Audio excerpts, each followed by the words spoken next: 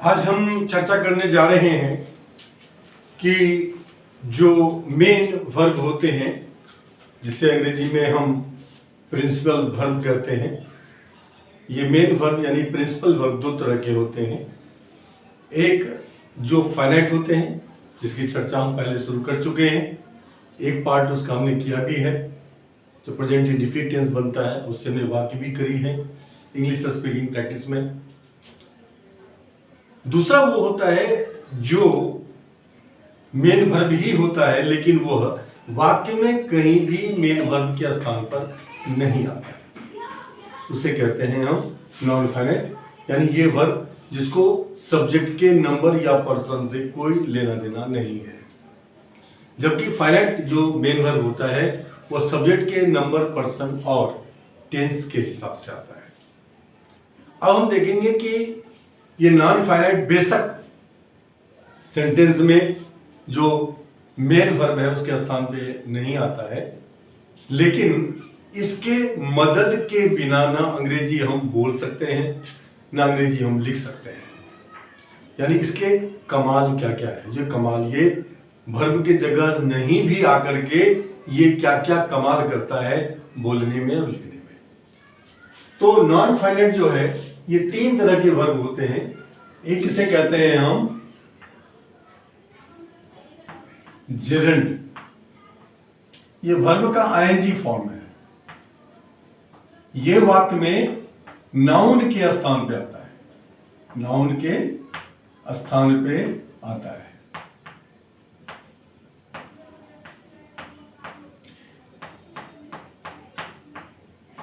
हम इसका उदाहरण सहित समझेंगे इसको।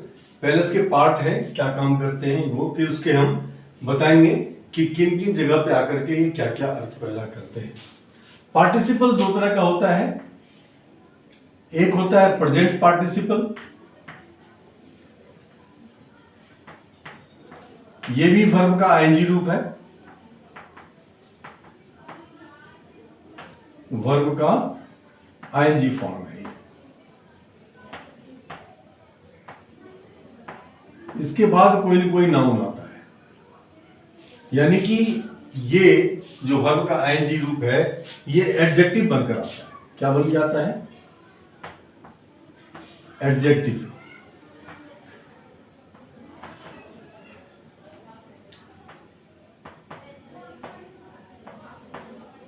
वाक्य में आता है।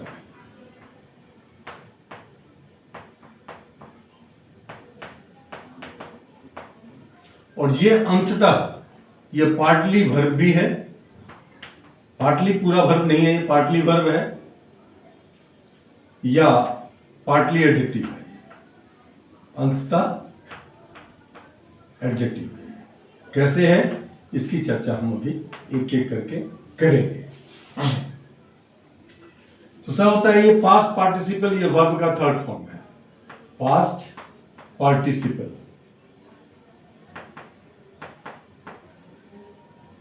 ये वर्ब का जो है थर्ड फॉर्म है, मेन वर्ब का थर्ड फॉर्म, मेन वर्ब का ये थर्ड फॉर्म है।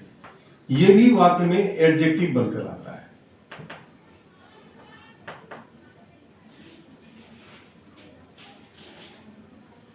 और इन्फिनिटिव जो है ये नाउन के जगह पर आता है, नाउन के स्थान पर।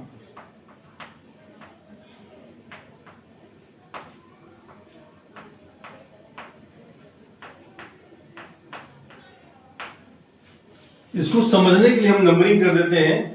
इसको लेते हैं एक, इसको लेते हैं दो, दो का ये है ए और ये है बी।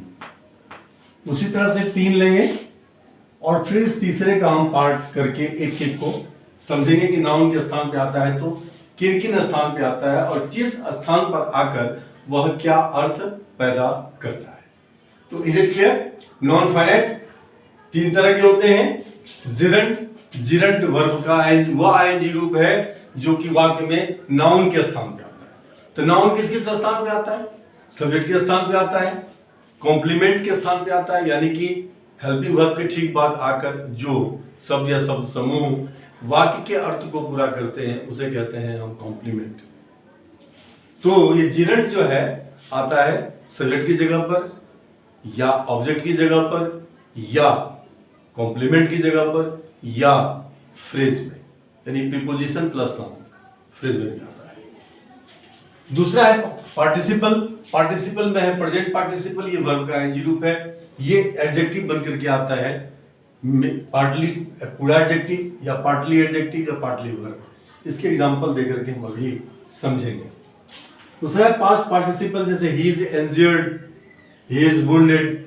तो ही इज इंजर्ड में जो है, जो घायल है, वो वर्ब नहीं है, वो एडजेक्टिव है, घायल है। और तीसरा है इन्फिनिटिव, इसको अलग अलग करके हम समझेंगे। तो चलते हैं, सबसे पहले हम शुरुआत करते हैं जिरंट से।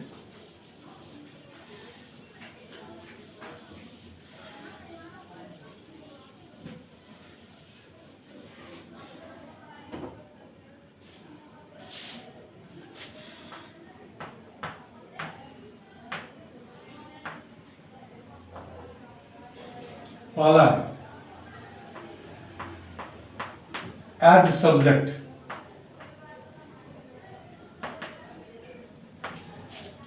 ये होता है धातु का मतलब होता है क्रिया।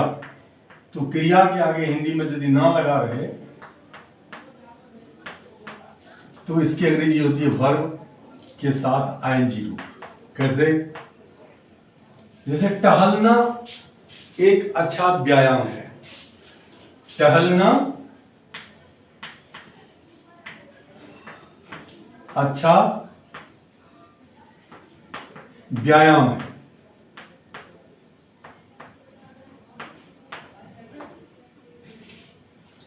तो टहलना का अंग्रेजी क्या हो जाएगी यहां पे? Walking.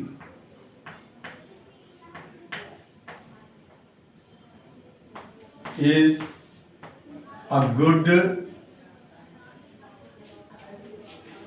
Exercise. Exercise. Walking is a good exercise. सवेरे सवेरे उठना अच्छी आदत है। क्या हो जाएगा? Getting up early. Getting up early is a good habit. Is a good habit.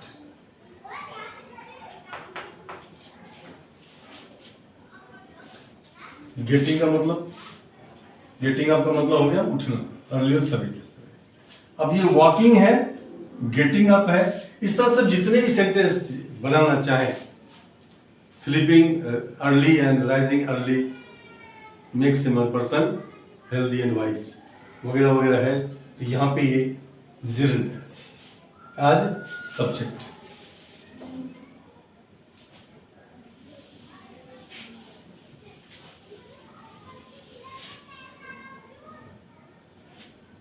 दूसरा एज ऑब्जेक्ट।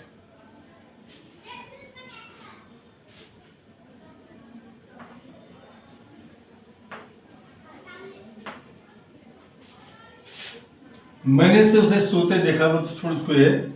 और मेनली आप इसको यूज कर सकते हैं एज सब्जेक्ट। मैंने उसको जाते हुए देखा, I saw him going. I saw him going. I found him sleeping. मैंने उसे सोते हुए देखा, आई फाउंड हिम स्लीपिंग। तो फाउंड के बाद हिम आया, वो ऑब्जेक्ट है, वो जो है डायरेक्ट ऑब्जेक्ट है। और स्लीपिंग हो गया इनडायरेक्ट ऑब्जेक्ट। इस तरह से इसका प्रयोग जो है एज ऑब्जेक्ट जो है, या एज सब्जेक्ट या as complement. He is in the state of sleeping, वो सोए हुए अवस्था में। He is in the state of sleeping में फ्रेज हो गया, in the state of sleeping phrase हो गया, इनसे शुरू हुआ फिर नाउन आया है। इस तरह से जिरंट का प्रयोग हम जो करते हैं नाउन के स्थान पे करते हैं। नाउन वाक्य में कहाँ कहाँ आते हैं? नाउन आते हैं सब्जेक्ट के स्थान पे, नाउन आते हैं कॉम्प्लीमेंट के स्थान पे, नाउन आते हैं ऑब्जेक्ट के स्थान पे, और नाउन आते हैं फ्रेज में। तो जिरंट का प्रयोग जो है ये एज नाउन होता है। तो इस भाग के आईएनजी फॉर्म को हम जिरंट कहते हैं। Is it clear? दूसरा जो सबसे इंपॉर्टेंट जो लास्ट वाला है, तीसरा नंबर, उसकी चर्चा पहले करते हैं हम वो है इन्फिनिटिव। इन्फिनिटिव ये क्या है? ये है टू प्लस वर्ब का पहला रूप।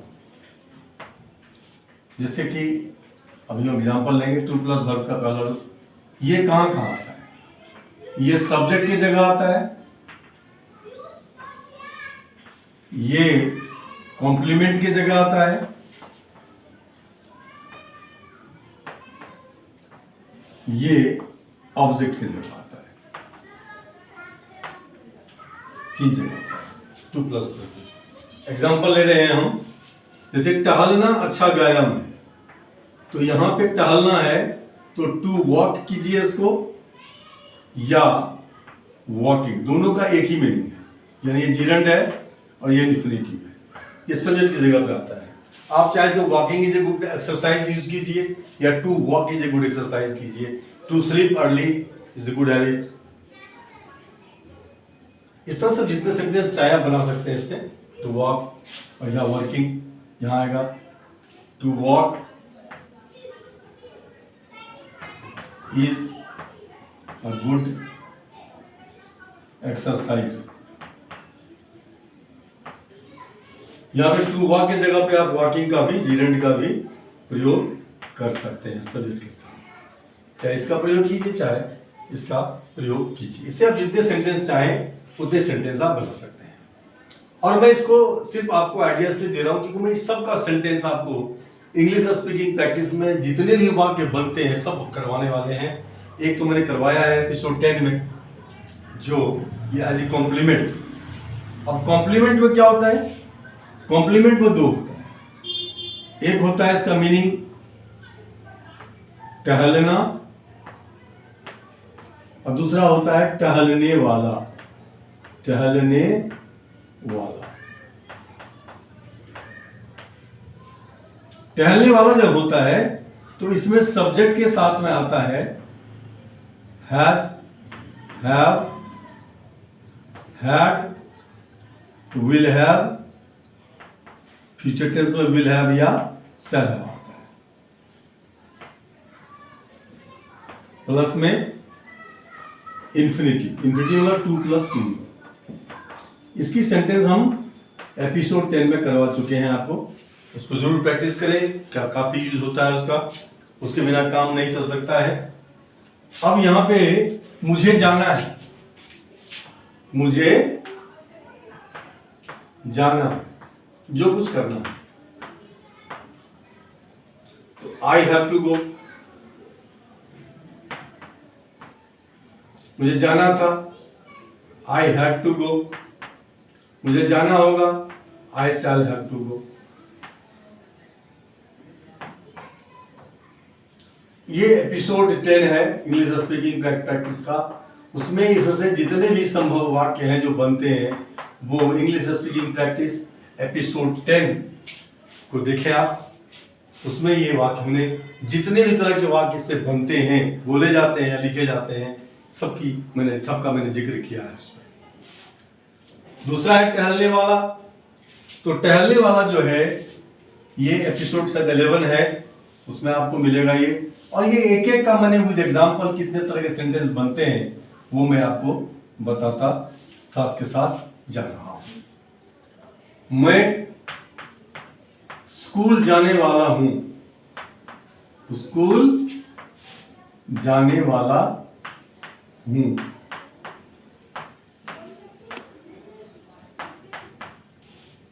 इसमें हेल्पिंग वर्ब सब्जेक्ट के साथ आता है एम इज आर प्रेजेंट में, एम इज आर, पास्ट में वाज या वेयर, फ्यूचर में हो जाएगा विल बी या शैल बी। ये याद रखना है आपको। प्लस में इन्फिनिटिव, प्लस में other words, infinitive plus other words. क्या हो जाएगा यहां पे?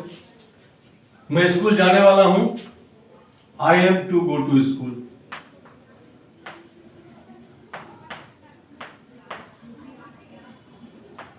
वह कल आने वाला है, he is to come tomorrow, he is to come tomorrow.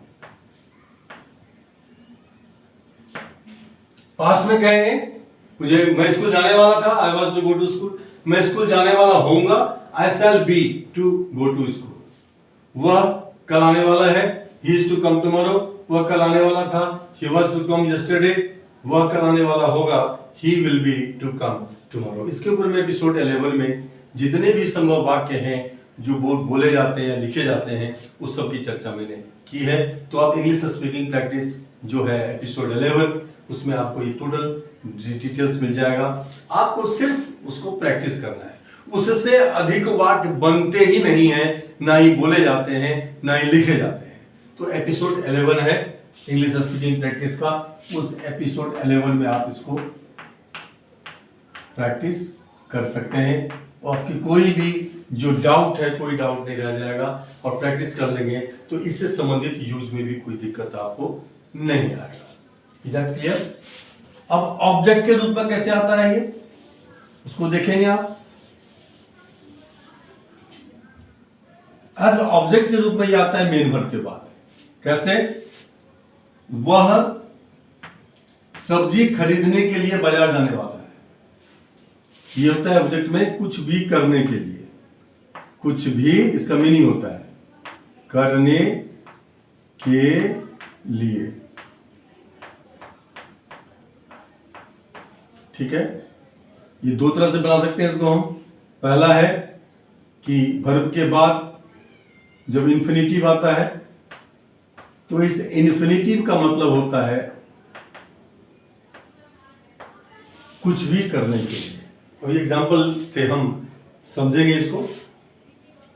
इसके जगह पे हम फॉर प्लस वर्ब का आईजी रूप का भी प्रयोग कर सकते हैं।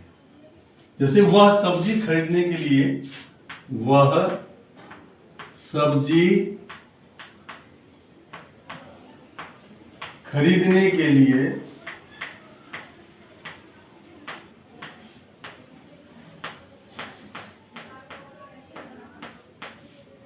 बाजार जाने वाला है।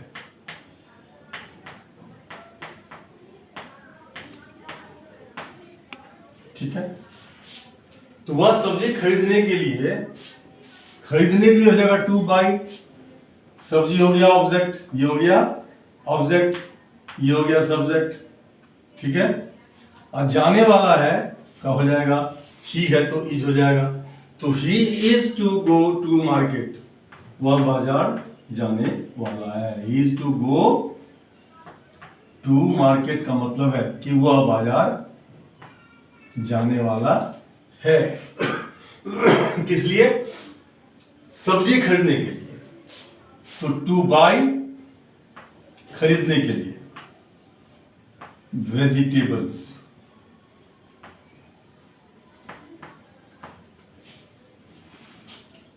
वह सब्जी खरीदने के लिए बाजार जाने वाला है। तो he is to go to market to buy vegetables. वह सब्जी खरीदने के लिए बाजार जाता है, हो जाएगा ही गोज, वह जाता है टू मार्केट।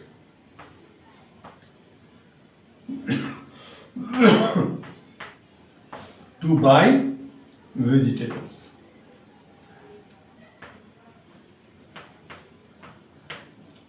ये जो है टू बाई का मतलब क्या हो गया? खरीदने के लिए। क्या खरीदने के लिए? वेजिटेबल्स। और ये जो रूप है, इसकी जगह पे हम टू बाई वेजिटेबल्स की जगह हम फॉर बाइंग वेजिटेबल्स का प्रयोग भी कर सकते हैं। अगर हम इन्फिनिटी का प्रयोग नहीं करना चाहते तो यहाँ पे फॉर लगा दीजिए, अब वर्ब में आईजी फॉर्म लगा दीजिए। फॉर बाइंग वेजिटेबल्स या टू बाई वेजिटेबल्स, दोनों एक ही अर्थ देता है। ध्यान का रखना है कि ये जो रूप है इन्फिनिटिव का, ये किसी भी फॉर्म का जो मेन वर्ब है उसके ठीक बाद आता है एज ऑब्जेक्ट।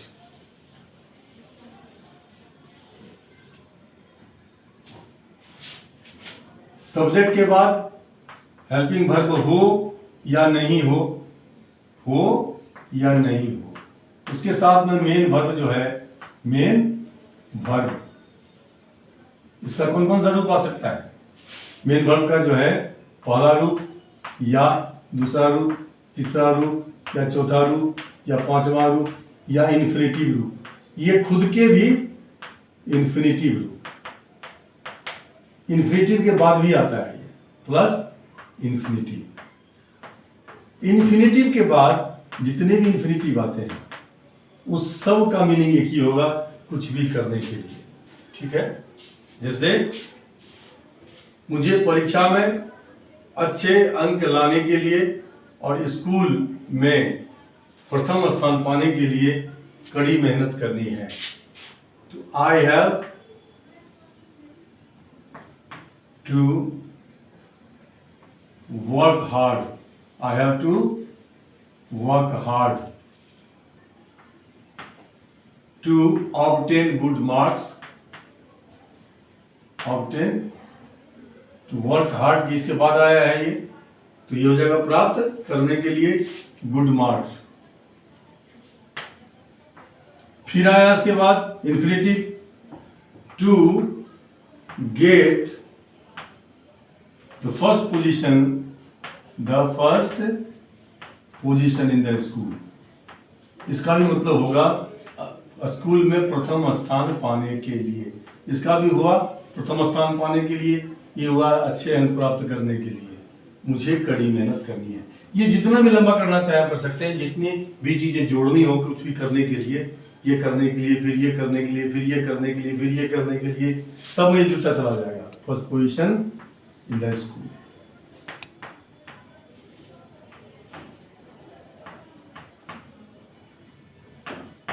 इसकी चर्चा भी हम जो इंग्लिश स्पीकिंग प्रैक्टिस है उसमें करेंगे कि इससे कितने तरह के वाक्य बनते हैं जो बोले भी जाते हैं और लिखे भी जाते हैं।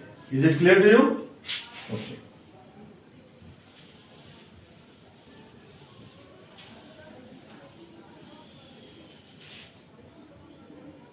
अब इससे पहले कि हम नेक्स्ट पे जाएं, इसी के हम कुछ एग्जाम्पल लेते हैं।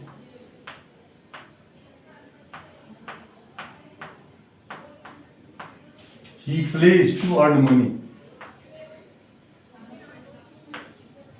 वो पैसे कमाने के लिए खेलता है? He played to earn money. वो पैसे कमाने के लिए खेलता था। He is playing to earn money. वो पैसे कमाने के लिए खेल रहा है। He was playing to earn money. वो पैसे कमाने के लिए खेल रहा था।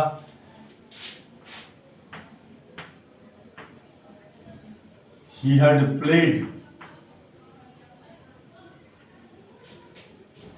इस he had played का मतलब यहाँ पे है कि वो पहली बार खेला, क्योंकि ये जो पास्ट परफेक्ट है ये कोई एक अक्सर अगर पास्ट टेंस में हुआ है तो पहली बार नहीं हुआ है तो उसके लिए पास्ट टेंस डिफिनिट आता है। ही प्लेड किस लिए? To earn money. इसका मीनिंग ये है कि वह पैसे कमाने के लिए पहली बार खेला था।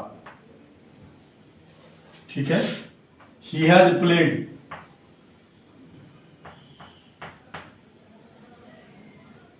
To earn money. उसने पैसे कमाने के लिए खेला है। ठीक है, ही हैज प्लेड हो गया, ही हैज प्लेड हो गया। उसके बाद ही हैज बीन।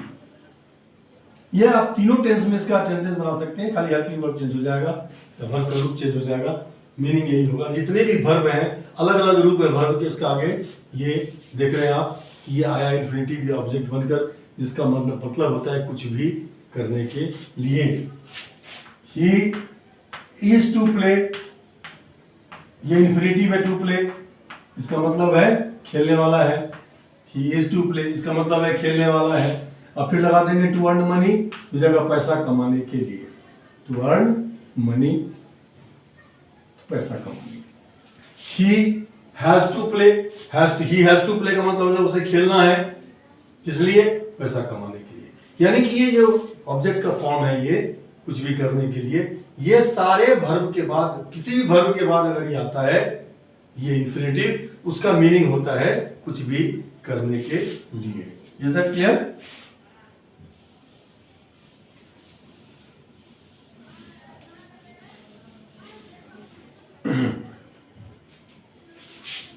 उसके बाद दूसरा जो होता है वो होता है पार्टिसिपल। पहले देखेंगे हम प्रेजेंट पार्टिसिपल।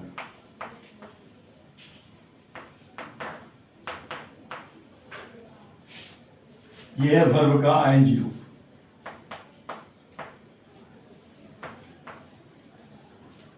ये एडजेक्टिव है, विशेषण है।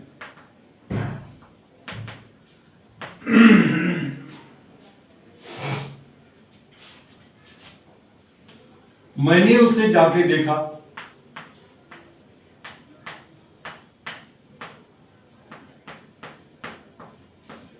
जाते क्या है? ये एडजेक्टिव है। आई सॉ हिम, मैंने उसे देखा। आई सॉ हिम गोइंग, जाते हुए। इसका मीनिंग क्या है? जाते हुए।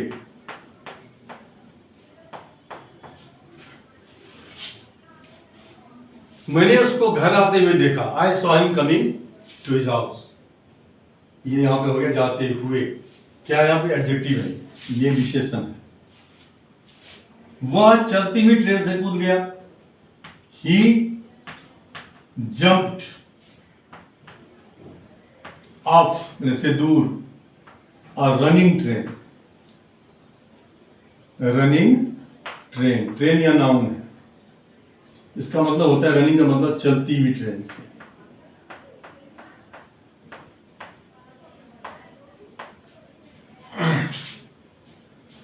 ठीक है। इसके अलावा होता है जैसे कि घर पहुंचकर मुझे फोन करना। घर पहुंचकर मुझे फोन करना। रीचिंग होम, रीचिंग होम घर पहुंचकर, कॉमा डू कॉल मी, मुझे कॉल जरूर करना। डू कॉल मी अप या डू रिंग मी अप, या कॉमा लगा दे। रीचिंग होम, रीचिंग अलग क्या है? ये हो गया घर पहुंचकर, घर पहुंचकर।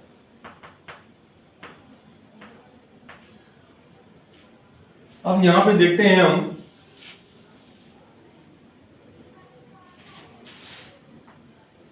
Being a student of biology,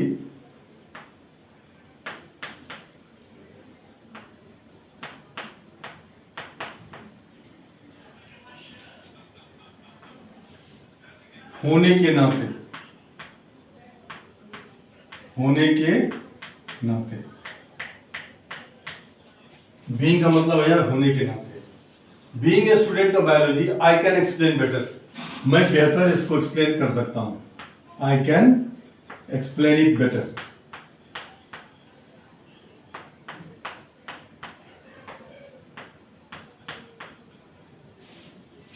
यहां बीइंग वर्ब का आईएनजी फॉर्म है, एडजेक्टिव है। और भी एग्जांपल देखते हैं हम, जैसे कि हैविंग, जब कोई एक काम खत्म होने के ठीक बाद दूसरा काम शुरू हो जाता है। जैसे having opened the drawer,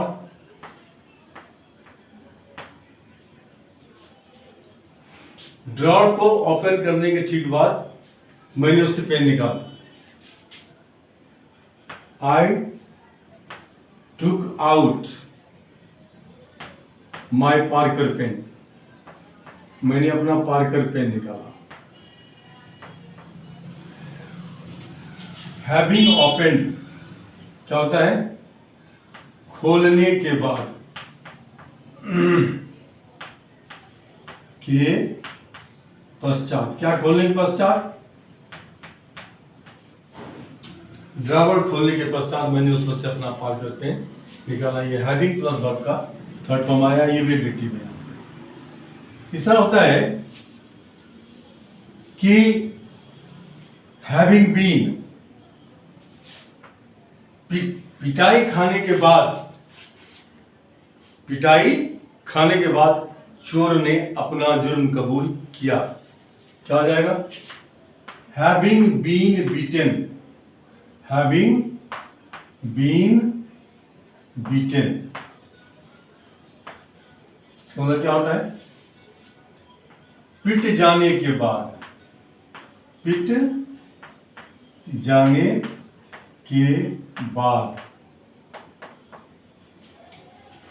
the thief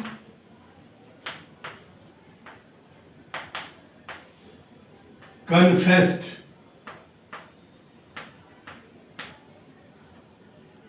his crime, उसने अपना अपराध स्वीकार किया। हालांकि इसके ऊपर आपको इंग्लिश स्पीकिंग प्रैक्टिस में जितने तरह के वाक्य बनते हैं वो सब हम करवाने वाले हैं।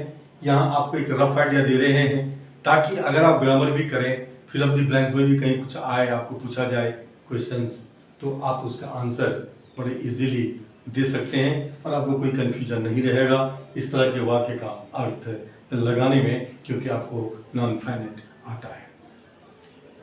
और इस तरह से आज हम जो है इस सेशन को ही समाप्त करते हैं। मुझे उम्मीद है कि आपको जो practical use of non finites है उसकी जो पूरी का पूरा जो आपको है लेआउट प्लान आपको मिल चुका है, और इसको फिर हम इंग्लिश स्पीकिंग प्रैक्टिस में इससे बनने वाले कितने तरह के वाक्य होते हैं जो बोले जाते हैं या लिखे जाते हैं उसकी चर्चा दोबारा करेंगे।